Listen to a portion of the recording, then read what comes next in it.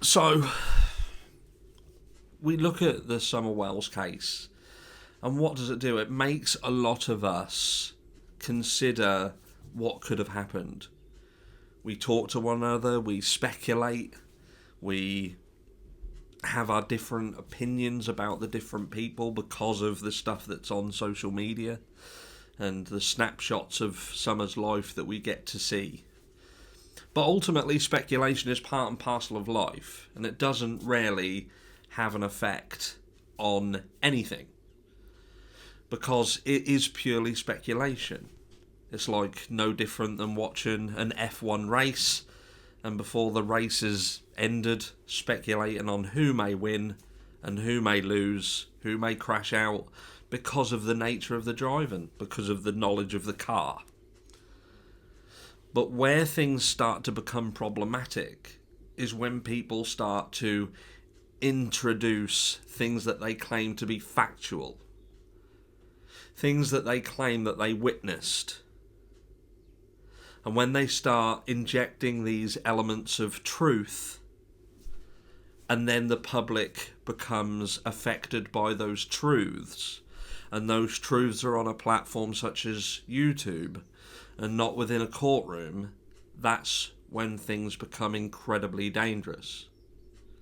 And not dangerous to the people who are even potentially guilty of a heinous crime, or severe neglect, or abuse. It's dangerous to justice.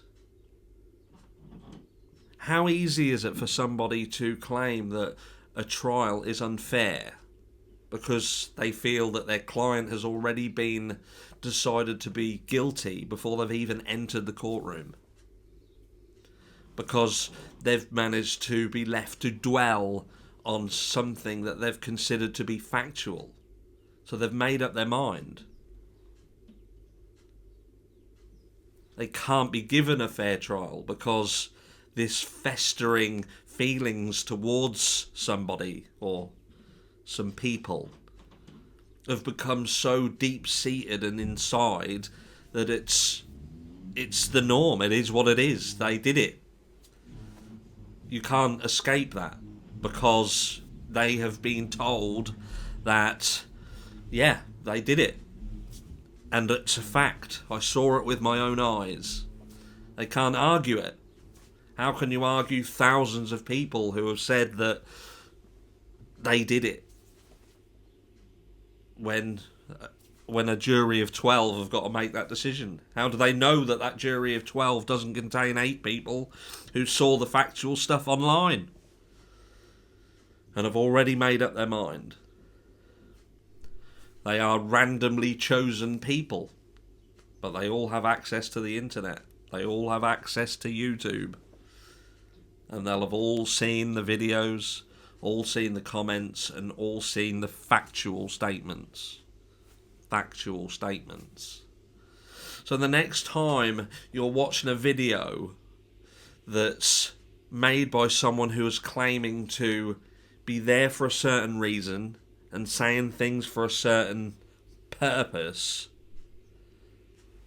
understand the underlying problem is that in this case, Summer deserves justice. Whatever happened, she deserves justice or she deserves to be found.